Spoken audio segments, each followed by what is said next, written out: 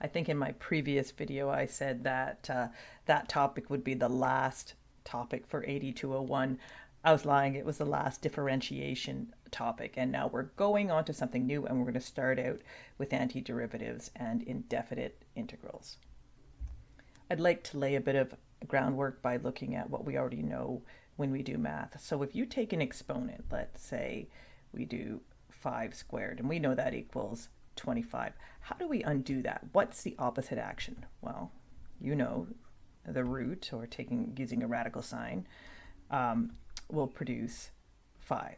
So that's the opposite action of an exponent. It's a root or a radical. Getting even simpler, if we take 10 and we add 8, we get 18. How do we get back to 10? We use the opposite action, subtraction. 18 minus that same 8 will take us back to where we started, 10. Heading over to multiplication, if we take 7 and we multiply it by 6, let's say, we get 42. And if we want to get back to that 7, the opposite action is division. 42 divided by 6 takes us back to 7. So we've been doing a lot of differentiation. What's the opposite action? Well, anti-differ. This is going to take a while for me to write down because I cannot spell differentiation. There we go. Math only for me. So let's learn a bit about this. Starting with what we know, if we had a function which we called f of x, and this is me just saying I'm doing the action. If we did differentiation, we came up with f prime of x, which was our derivative. Now, I want to go the other way. I want to start at my function, and I want to do some anti-differentiation, and I want to end up with the antiderivative, capital F of x. So really, if you have f of x, you can go back and find the derivative, or you can go up and find the antiderivative. To make it even more confusing, the derivative of the antiderivative will be the function. This picture is kind of dealing with stuff we'll get into later, but I think it lays some good groundwork and gives you some kind of concrete application of it. So here I have a velocity time graph. So, my y-axis is velocity and my x-axis is time. And I know that I can find dv dt. I can differentiate. That gives me the slope at any point. And what does that tell me? What is dv dt? Well, let's look at the units. If I take the units of velocity, meters per second, and I divide them by the units of time, seconds, my units are going to be meters per second squared, which is the unit of acceleration. So anytime you find the derivative of something on a velocity time graph, you're finding the instantaneous acceleration. So what's the acceleration? Well, here I can see it's increasing in positive.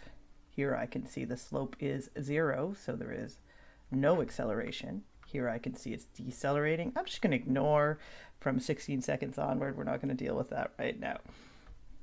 Cool. Well, what about going the other way? What if I multiplied? If I took the velocity at any point, here's an easy one. Here it's 10. If I went velocity and I multiplied it by the change in time, and let's say that's 7, v dt, what am I finding? Let's use the units to figure out what's going on. Velocity is meters per second. Time is second. So you're going to get meters. So when you do multiplication and you find the area under the curve or the equation, you're finding the distance. And I think it's really interesting to see, we'll go back to, this is going to be part of integration, that, we've got this division action to find the derivative, and we have this multiplication action, velocity with respect to time, still with respect to time, that is going to find us our distance via integration. So here, I mean, very straightforward. What distance was covered? Well, it's this box, correct? So we're going to have v is constant. It's 10 across that whole box, and I picked this section of the graph for a reason. And dt, the change in time, is 7. So I know that the distance that was covered by whatever this was is going to be 7 times 10, 70 meters. Kind of cool. Now, we're going to have to be able to do it when we get further in with parts of the graph that don't make boxes or have curves. So that's coming down the tubes later. Here we have a function f of x, and we want to know what the derivative and the antiderivative are. Derivative, antiderivative. Derivative, we know how to do that. F prime of x is simply equal to 6x, and nothing remains.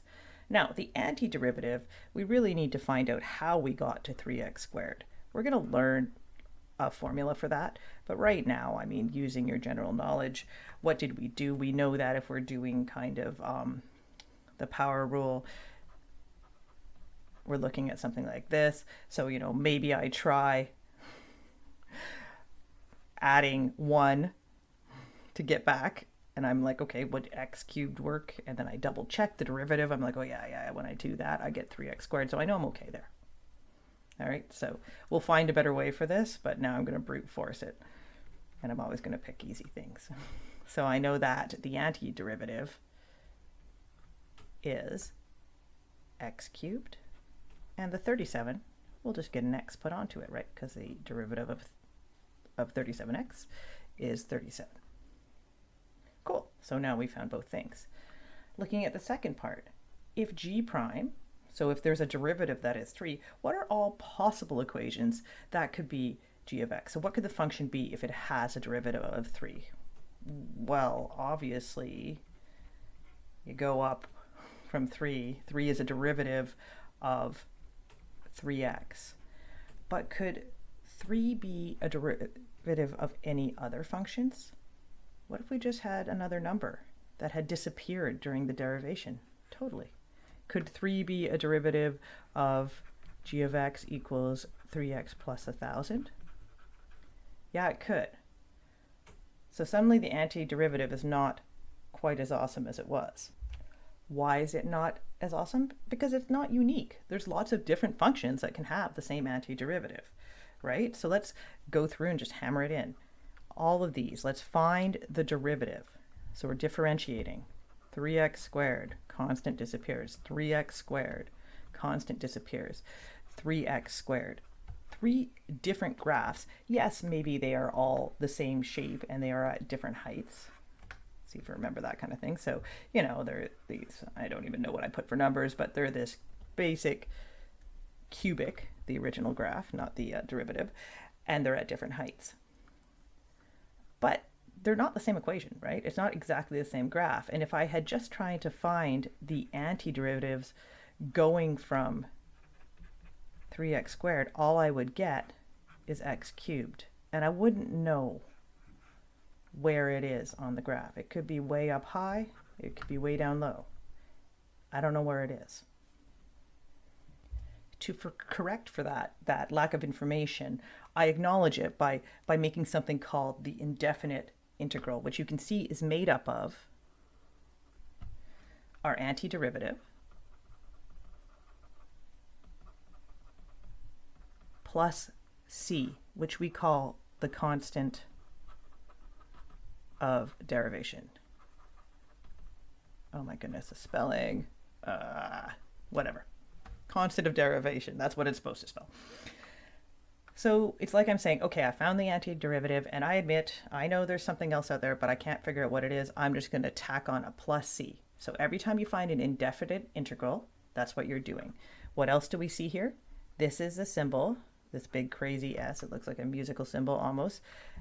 The symbol for integration. That indicates that you are integrating. Opposite action, plus a little bonus of differentiation. And this part is our integrand, right? This is our y value. This is the function with respect to x. And see how it's a multiplication now instead of fx, d of x divided by dx. So we're doing that opposite action. So if we go back to the previous slide's question, and we had found that derivative was 3x squared, and I want to go backwards to find what the indefinite integral is, I write it like this. So I have, tell me what the indefinite integral of 3x squared with respect to x is. And we know that we kept finding x cubed, but to allow for the fact that that is not a precise location, you must write plus c. Indefinite integral. What might you think integrals should have that this one doesn't have? It doesn't have any numbers on the top or the bottom. That's coming later when we get to the definite integrals. We're going to learn 3 rules that are going to make our life easier for finding integrals. The first one is similar to what we had. You know, if you have a hot mess that's got a couple of functions going on and they're separated by addition or subtraction, you can split it apart and integrate each one and then smash it back together with a c on the end. So let's see an example of that. So if I had asked you to find me the integral of 4x cubed minus 2x with respect to x, you could treat that like 4x cubed dx minus the indefinite integral of 2x with respect to x. And then once again, until the next slide or 2 slides from now, I'm choosing ones that are easy. If you think about it, you know that you're going to have to go up from 3 this end, so you're probably going to go to 4. So you try x4 and you think in your head, what is the derivative of x to the power of 4? It's 4x3. So that's good. Same, x here has a 1, so what could I move it up to? X squared. Double check, what's the derivative of x squared? Yeah, it takes me back to 2x, so that's okay. So far so good. We're at an indefinite integral, so remember, there could be a number tacked on the end. Maybe, maybe not. We don't know. Our second example here just tells you if you have a number, a constant, a fraction, anything that's a number, you can pull it out just like you could with derivatives and leave it outside the integration process. Sometimes it makes your life easier. Sometimes you want to leave it there because it's awesome. So let's try with 3x with respect to x. I can pull the 3 out and integrate x with respect to x. Okay, so I know from over here that I kind of want to get up one number from a 1 to a 2. So if I do x squared, the derivative is 2x, but I don't have that here. So I have to have something that will cancel out the 2. So suddenly I have to do x squared over 2, because when I take the derivative of that, I get 2x over 2, and I get back to x. It's a bit of a headache, so there better be another rule that's going to make my life easier. And there will be, don't worry. So what all that to say, the answer to this one would be that 3 that you had, and then smash it together with this x squared over 2. 3x squared over 2 plus the constant of integration. Did I say derivation? I don't even know. It's a constant. Throw it on. Don't remember what its name is. So a couple more examples for us to work on here. Number 1, you can physically split it apart, or you can recognize that you can integrate 2 things separately and just deal with it that way. So I know that 2x is the derivative of x squared, so the antiderivative of 2x is x squared. It's so confusing with the language. And I know that 7 is a derivative of 7x, so the antiderivative of 7 must be 7x plus c. Check that you can get back there. If you take the derivative of this entire statement, what do you get? 2x plus 7. Good. I got back to where I needed to be. Looking at the second one, I'm going to pull out 1 over 4 because it's x over 4. And then I'm going to do the derivative of x with respect to x. Okay. I know what I did last time, so I'm going to cheat ahead a bit. I can like massage this, but I remember that when I did it on the last side, I got this. And then I'm just going to clean it up. X squared plus 8. Going to be a lot of fraction math in this. or x squared over 8 plus c. Should be it. How do I check? Find the derivative. 2x over 8 can simplify to x over 4, which is where we started. So you're good. What we really need is a rule that's going to make it so we don't get a migraine every time we're trying to guess what the integral of a power is. So here we go. If you have x to the power of something and you want to integrate it. Now, remember what the derivative of. If I started with x to the power of n and I wanted, dxn with respect to x, it would be n x to the n minus 1. So look at this. It's kind of just a way to get back the other way. So if for whatever n is, you're going to make a fraction, 1 over n plus 1, and then you're going to change your x to the power of n plus 1. So you're going to add one digit to that. Let's see it with number 1 for the example. So I'm going to do 1 over n plus 1. I'll write it all out this time. Onto x to the power of 5 plus 1, which means 1 over 6 onto x to the 6, or x to the 6 over 6. And how does that get me back to x to the power of 5 when I take the derivative? The 6 comes in front. You have 6 over 5 over 6. Those cancel, and there's a derivative that works. So the derivative of x to the 6 over 6 is x to the 5, and we've done this correctly. These can get even snarlier. That's fine. For number 2, the 7 is just going to be on its own. You could throw it outside the integral sign. You can do whatever you want. And once again, I'll go slow for now. So we're going to do 1 over negative 3 plus 1 onto x to the power of negative 3 plus 1. We're going to clean up after. Or maybe I'll put the 7 on the front right now. I have 7, and the negative 3 plus 1 in that fraction is going to make a negative 2, which I will move around later. And then I have x to the power of negative 2 plus c. Who forgot their plus c on the first one? I did. Don't be like me. Remember your plus c. So I'm going to kick the negative up to the top of the fraction, and I'm going to put the x in the denominator as a positive exponent, and there we go, plus c. And of course, sometimes you're going to get fractions. So once again, I'm going to kick the 2/5 out. Before I do that, I'm going to remember that this is the same as x to the power of negative 1 over 3, because I want to work with those exponent laws. And here we go. This is when it gets ugly. I need to do n, I'm going to cross this out so I don't get confused for everyone, plus 1. Well, that's going to be the same as, negative 1 over 3 plus 1. So it'll be negative 1 over 3 plus 3 over 3, which is negative 1 plus 3 over 3. It's going to give me 2 over 3. So that's n plus 1.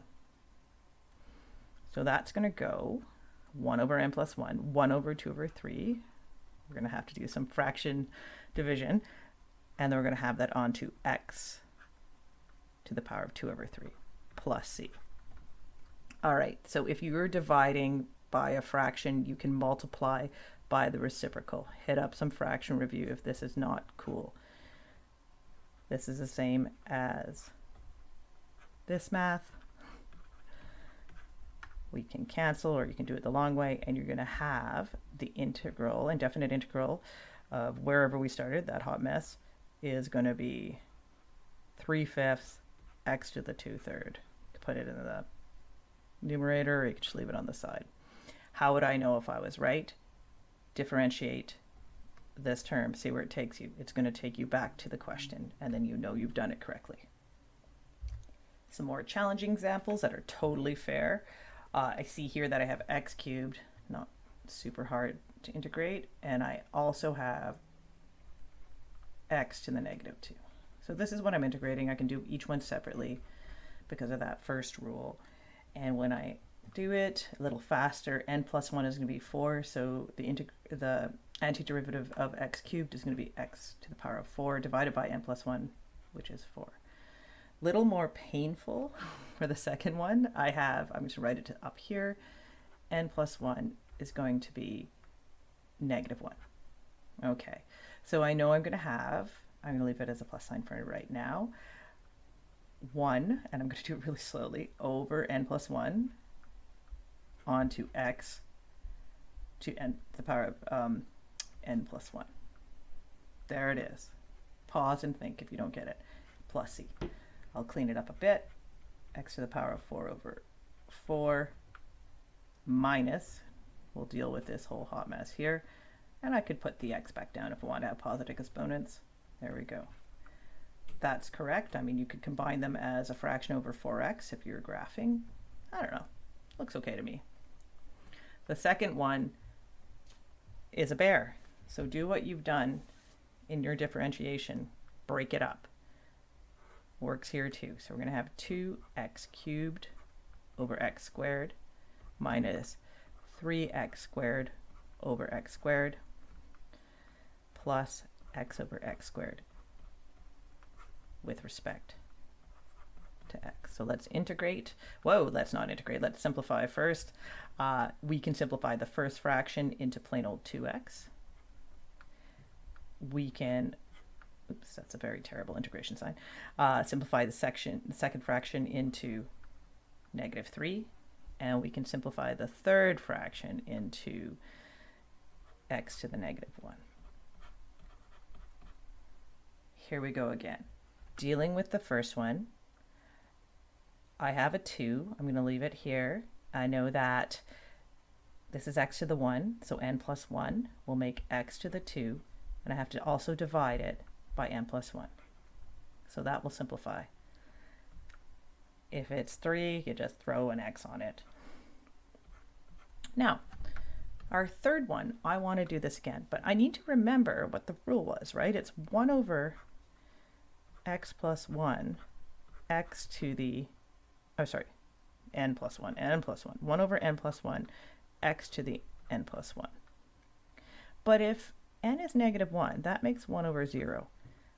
So you can't use this if you ever get this situation, and you shouldn't for 8201, but just in case. We're not going to go into it. You might see it later in another course. Ln x, that transcendental function, okay? And that's just 1 over x. The integral is ln x plus c. I don't think you should see it, but just in case, I'm covering my bases.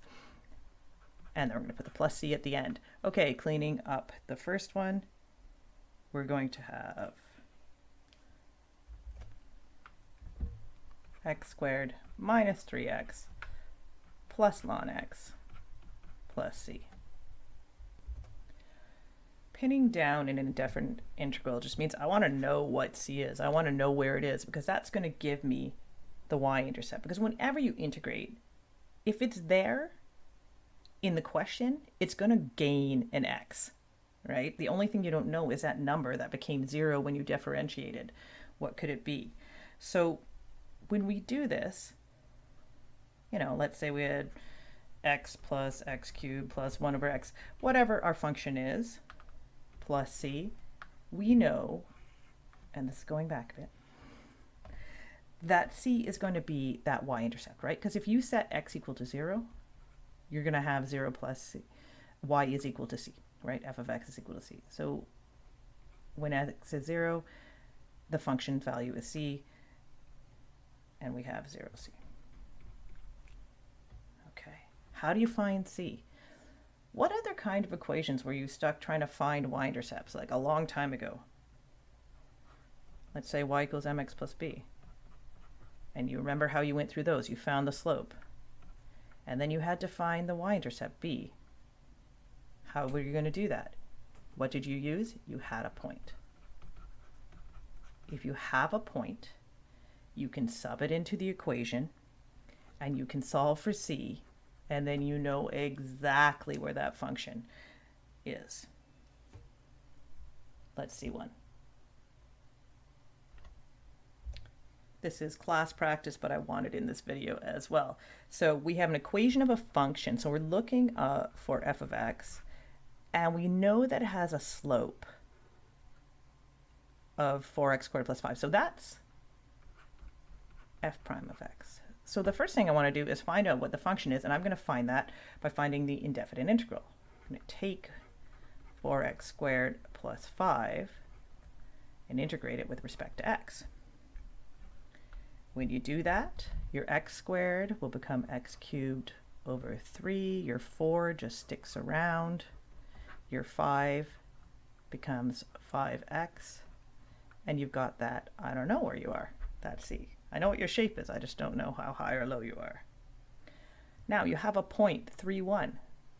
So let's use it. We know that our equation has to be this. So if we have the point 3, 1, we can sub 3 in for x and 1 in for f of x. Whoop.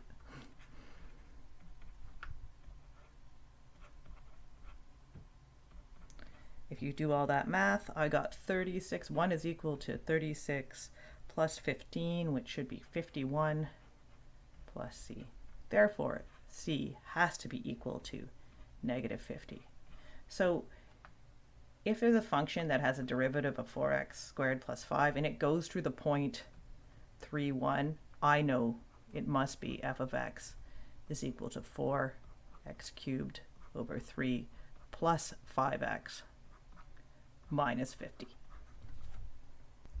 There are a lot of applications of this. Most of them have to do with electrical stuff that's a little beyond me, or maybe I knew it at one point in time, but I've forgotten.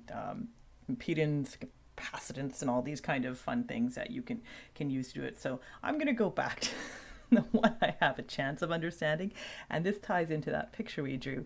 We knew that velocity is a rate of change of displacement with respect to time, right? So this time, instead of looking at a velocity time graph, I'm thinking about a distance time graph.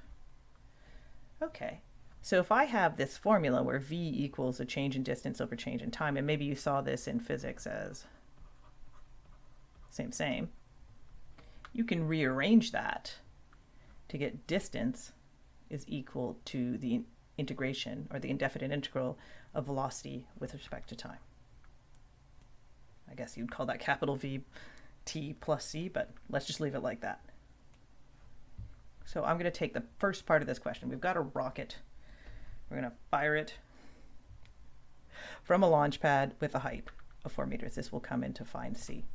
We have a velocity that's modeled by an equation, and we want to know how high the rocket is after 12 seconds. So let's start. If we want to find height is like our distance, right? We are going to go height is equal to the indefinite integral of velocity with respect to time. Here we can see that the formula is 1.24 t cubed, I don't know why I'm putting in brackets, dt. I know that the antiderivative of t cubed is t to the power of 4 over 4, so just kind of making something ugly here. 1.24, we'll clean it up. T to the power of 4 divided by 4 plus c is the equation of the height of that rocket. And of course it depends on what height we launched it from. So we're going to assume that we launched it at t equals 0 at a height of 4 meters. So you can already know what you're going to be doing here, or you can just sub in 0 and 4. So you could go 4 equals 1.24. I can't believe I haven't cleaned that up yet. Meant to, forgot to, divided by 4 plus c. So therefore c has to be equal to 4. So we know that our equation for the height now is fully defined. I clean up the coefficient to be 0.31 t to the power of 4 plus the launch height, 4 meters. All right, how high is a rocket after 12 seconds? We're ready to answer that question. h of 12 equals 0.31 times 12 to the power of 4 plus 4. Now I made this rocket up, so this may not be realistic. It might be the world's most advanced SpaceX awesomeness here. There we go. At 12 seconds, the rocket should be at a height of 6,432 meters. Second part of the question, I don't know where I'm going to fit this. What is the acceleration of the rocket at 12 seconds? I have a velocity equation. Now we're definitely going back to that velocity time graph, right? I have velocity with respect to time. How do I find the equation for acceleration? It's a derivative, right? The acceleration is the slope of a velocity time graph. So suddenly I'm going the other way. I just go back to the stuff I know. I want to find dv dt. So our equation is 1.24. I'll write down of 1.24 t cubed. And all we're going to do is move the 3 into the front, which should give me 3.72 t squared. Don't have to worry about constants and all that when we're back to good old differentiation. And if I wanted to find, am I asking for a time? Yes, I am. I'm asking for the acceleration of the rocket at 12 seconds. That just goes in. So I'll put A, oh my goodness, where can I put this? Down here. A, sorry, E equals 3.72 times 12 squared. That gives me 535.68 meters per second squared. That's pretty insane. So what happened? I picked a bad equation to model the path of this rocket, or the velocity of this rocket through all time. So be it. It was good for my example, and it can show you if you're starting with that velocity equation, you can differentiate to get a distance or a height. I'm sorry, you can integrate to get a distance or a height, and you can differentiate to get an acceleration. So it gives you a few more tools in your tool belt when you're doing applied problems.